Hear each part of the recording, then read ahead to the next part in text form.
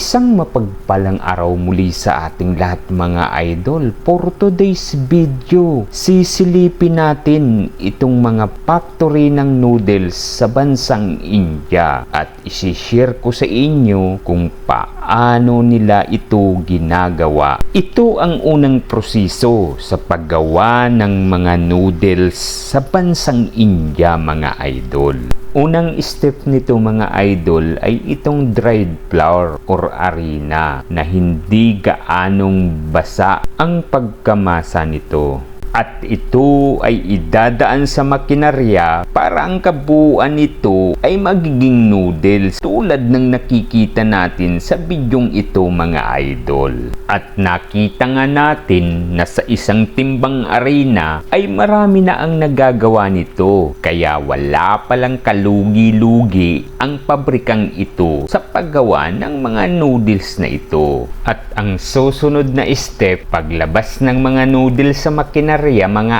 idol, ito ay dadalhin nila sa labas para isampay, para matuyo sa arawan. At sa dami ng nagagawa nila araw-araw ay napakalawak ng sampayan nila. Ang mga noodles na ito ay hindi naman totally basang-basa. Kaya mga ilang oras lang nila itong pinapahinga or mga ilang oras lang nila itong isinasampay para matuyo, para dalhin sa susunod na proseso. At habang abala nga dito si ate sa pagsasampay ng mga noodles na ito, ay makikita naman natin na sa kabilang dakong area ay abala din naman si kuya sa paghahango ng mga pinatuyong noodles. Dahil ang lahat ng ito ay dadalhin niya na sa susunod na proseso at makikita nga natin na patuloy sa paghango ng mga pinatuyong noodles si kuya at lahat ng mga natuyong noodles ito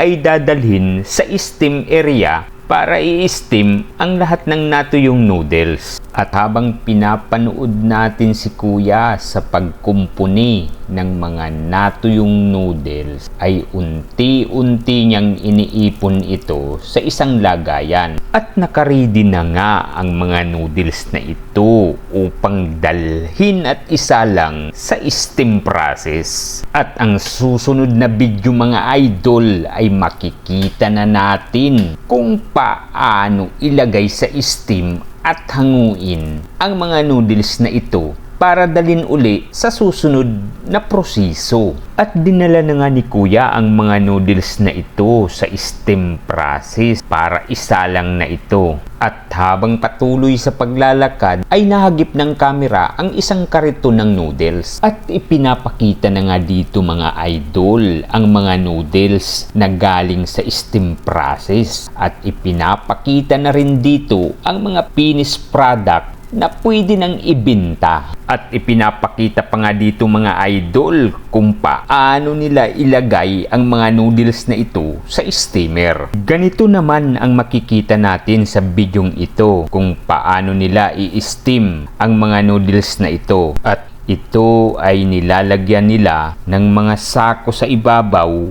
upang mas madali ang pag-process ng pag-steam ng mga noodles na nakikita natin sa bidyong ito mga idol.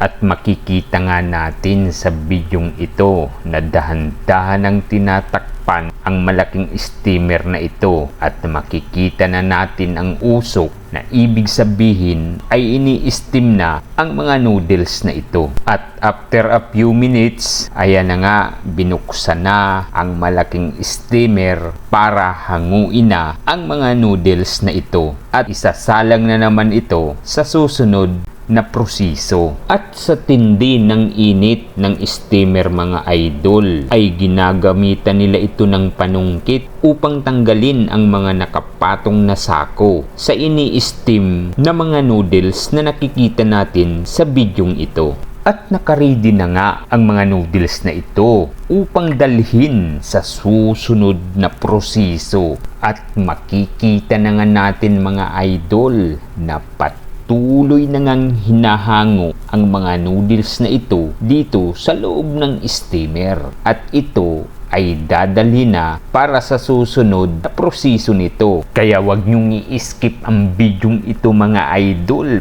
Panuorin natin para magkaroon tayo ng idea kung paano ginagawa ang mga noodles sa bansang India. Pero habang pinapanood natin mga idol ang bidyong ito, matanong ko nga pala kayo, pasado ba sa inyo ang kalinisan ng pabrikang ito ng noodles dito sa India? At ano ang masasabi nyo dito? Pakibigyan naman tayo ng mga komento para malaman natin kung ano ang masasabi nyo sa kalinisan pagdating sa bansa nila. Kaya mga idol, panoorin natin ang bidyong ito at huwag nyong kalilimutang ilagay ang inyong mga komento para at least alam natin kung ano ba talaga ang kalinisan pagdating sa kanila. Pagkatapos hanguin ang mga noodles na ito sa malaking steamer, ito ay ilalagay uli nila sa hanger para patuyuin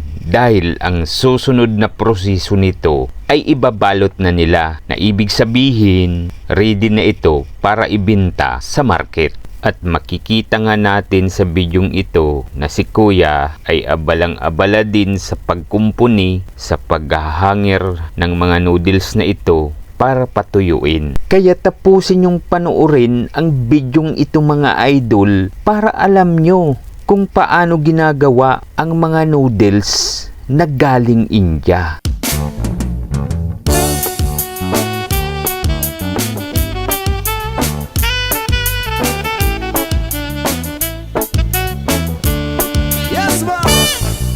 Wala ka bang napapansin sa iyong mga kapaligiran? Kay dumi na ng hangin, pati na ang mga ilog natin. Hindi na masama ang pagpunla at malayong-layo na rin ang ating narating.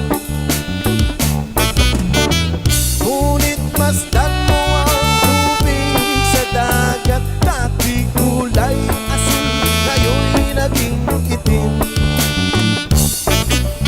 Ang mga tubig ating kinalat sa hangin, sa langit wag na nating paabutin.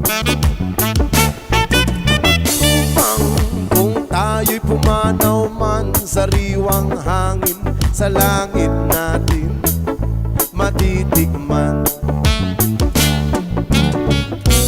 Mayroon lang akong hinihiling sa aking pagpanaw, sana ay tagulan.